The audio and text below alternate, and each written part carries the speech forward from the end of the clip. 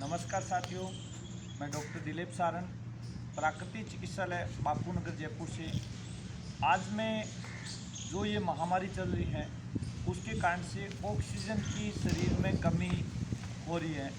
तो आपको ऑक्सीजन को शरीर में मेंटेन करने के लिए आप योग, प्राणायाम और सात्विक आहार बहुत ही ज़रूरी है, क्योंकि आप हल्का आहार, सात्विक आहार रहेंगे और आपकी शरीर की इम्यूनिटी पावर है वो अच्छा स्ट्रोंग रहेगा, तो आप कोरोना जैसी महामारी से बच सकते हैं। और कुछ प्राणायाम और योग की क्रियाएं हैं जिसे आप नियमित रूप से यदि करते हो तो आपके शरीर की जो ऑक्सीजन, बॉडी की जो ऑक्सीजन लेवल है वो आपका करीब करीब 96 से ऊपर आप यदि नियमित रूप से सुबह या शाम दोनों टाइम करते हो तो बहुत ही अच्छी बात है। योग करने के लिए आपको योगा मैट की आवश्यकता है। आपके वस्त्र एकदम ढीले ढाले होना चाहिए। आपका थोड़ा सा क्लाइमेट जो है, आप जिसमें रह रहे हो उससे थोड़ा सा शुद्ध होना चाहिए, धुआं, पोल्यूशन कम हो, उसमें योग करेंगे तो ज़्यादा फायदा करेगा ऑक्सीजन का। फिर भी आप जिस स्थिति में रह रहे हो उस स्थिति में आप घर में ही करिए और योग प्राणायाम के माध्यम से ऑक्सीजन का लेवल आपके शरीर में मेंटेन रहेगा। यदि ऑक्सीजन का शरीर मेंटेन रहेगा तो आपका शरीर की इम्यूनिटी पावर है वो अच्छी स्ट्रोंग रहेगी, जिसके कारण से किसी प्रकार की कोई बीमारी नहीं आएगी। अब सात्विक आहार का मैं थोड़ा सा बता देता हूँ। सात्विक आहार का मतलब आप जो मक्का, बाजरा, इनकी बेजड़ की जो रोटी होती है उनकी रोटी का प्रयोग करें।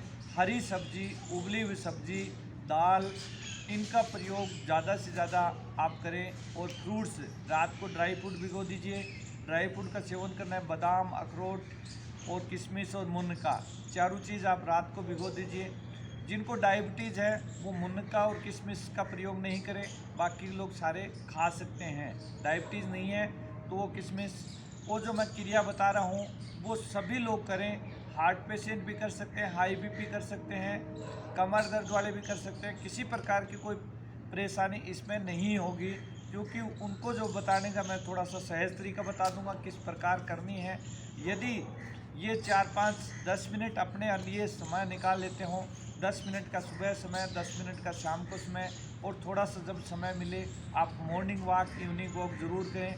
मॉर्निंग वॉक, इवनिंग वॉक के लिए आपको कहीं जाने की आवश्यकता नहीं है। आप अपनी छत पे या आपके घर में गार्डन है उस गार्डन में वहाँ ही करिए, क्योंकि अभी ये जीवन जो है प्रकृति की ओर जीना है, प्रकृति के समीप रह के देना है। प्रकृति से थोड़ा सा आगे जाएंगे तो आपको जो ये महामारी है उसके साथ लड़ना पड़ेगा।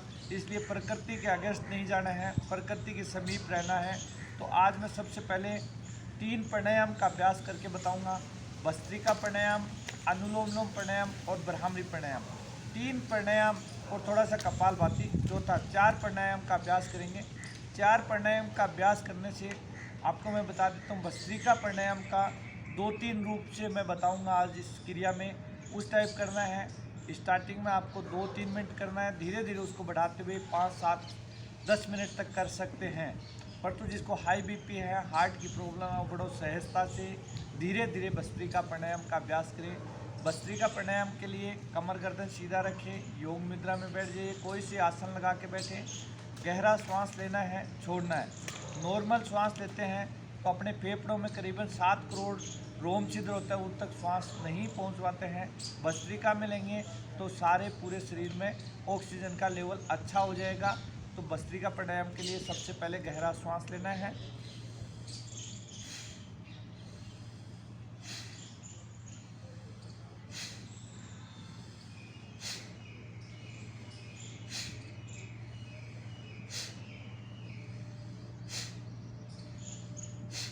ये जो भस्त्रिका प्राणायाम का अभ्यास नॉर्मल व्यक्ति है उस भस्त्रिका प्राणायाम का इस टाइप अभ्यास करना है। जिसको हार्ट और हाई बीपी की जो प्रॉब्लम है उसको भस्त्रिका प्राणायाम कैसे करना है ये भी बता देता हूँ।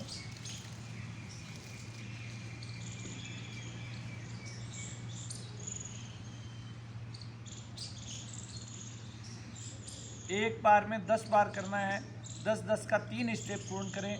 3 बार करेंगे तो करीब करीब 30 बार हो जाएगा। 30 मिनट, 30 बार का मतलब हो जाएगा करीब करीब 3 मिनट का अभ्यास भस्त्रिका प्राणायाम का करना है। ये भस्त्रिका प्राणायाम की पहली क्रिया है। दूसरी क्रिया में आप साथ में सूक्ष्म यौगिक क्रियाओं के साथ भी कर सकते हैं, जैसे श्वास भरते हुए हाथों को ऊपर ले गए,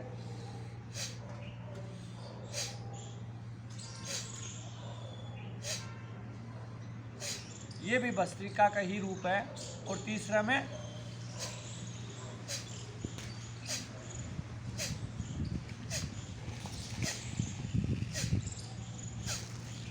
ये तीनों रूप से आप भस्त्रिका प्राणायाम का अभ्यास कर सकते हैं। यदि आप नियमित रूप से भस्त्रिका प्राणायाम का अभ्यास करें तो आपके फेफड़ों में किसी प्रकार की ऑक्सीजन का लेवल कम नहीं होगा, आपका लेवल बहुत ही अच्छा रहेगा, तो आपको किसी प्रकार की डिजीज़ नहीं आएगी। दूसरा जो प्राणायाम है, अनुलोम विलोम प्राणायाम का अभ्यास करना है। उसको श्वास लेना है करीबन 5 से 10 सेकंड में, और 5 से 10 सेकंड में ही श्वास को बाहर निकालना है। तो अनुलोम विलोम प्राणायाम का अभ्यास भी आपको करीबन 10 मिनट अनुलोम विलोम प्राणायाम का अभ्यास करना है।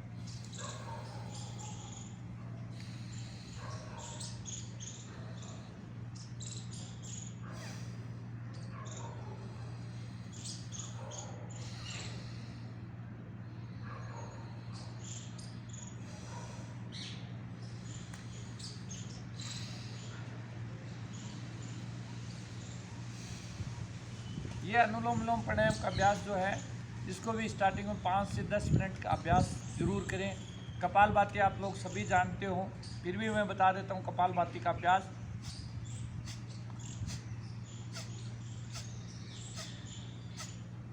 ये नॉर्मल कपालभाति करनी है। जिसको हाई बीपी हार्ड रहते हैं वो धीरे धीरे कपालभाति करें।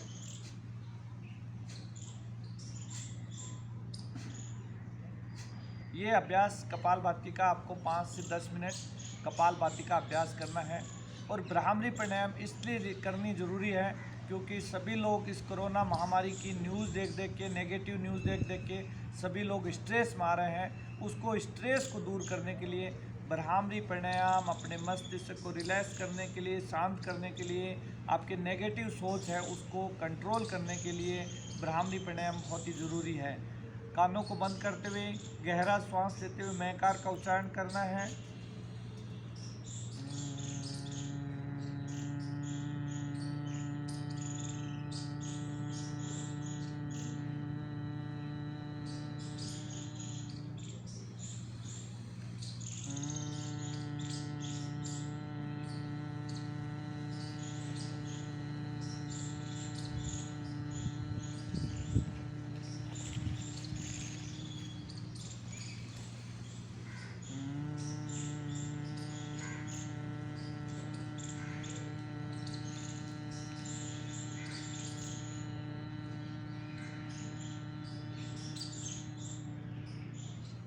इस प्रकार भस्त्रिका प्राणायाम, ब्राह्मरी प्राणायाम का अभ्यास भी करना है।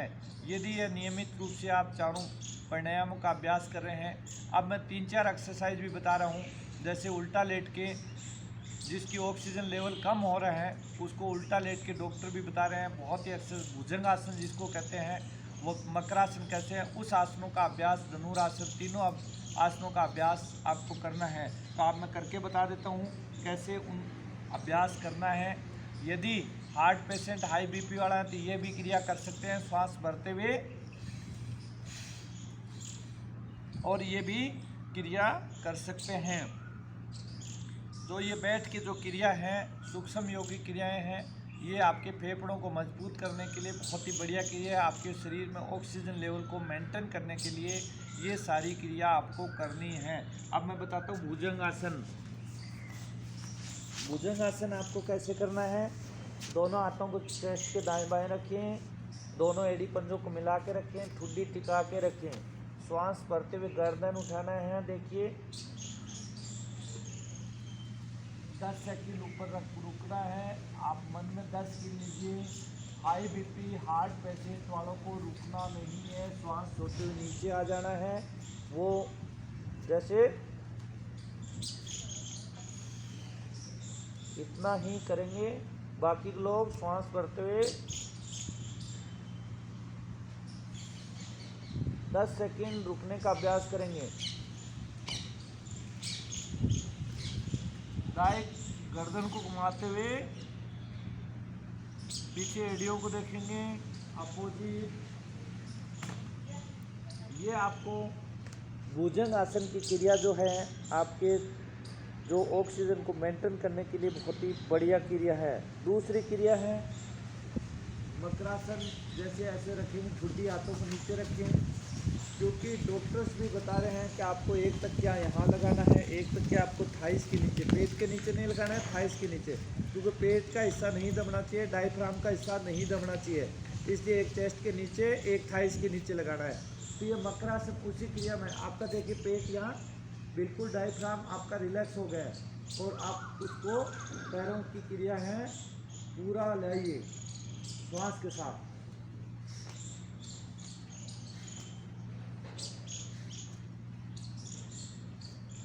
कम से कम 10 बार ये क्रिया आपको करनी है।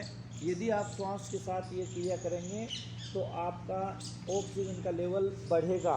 एक है धनुरासन, परंतु ये क्रिया कमर दर्द, हाई बीपी, हार्ट वाले नहीं करें।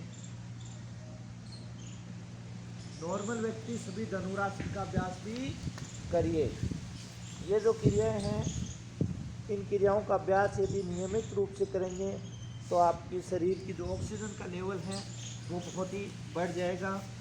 एक आपको शशकांग आसन भी करना है। जैसे दोनों श्वास भरते हुए दोनों हाथों को ऊपर आगे का बैंड करते हुए अपना फोरहेड ललाट दिखा दीजिए। श्वास भरते ऊपर रिलैक्स। और एक आसन करें गोमुखासन। गोमुखासन कैसे करें? राइट हाथ को ऊपर ले जाएं, दूसरा हाथ को पीछे ले जाएं, दोनों हाथों को कोई से भी आसन बैठ के ऐसे ग्रिप बना लीजिए और सामने देखिए, गहरा श्वास लीजिए।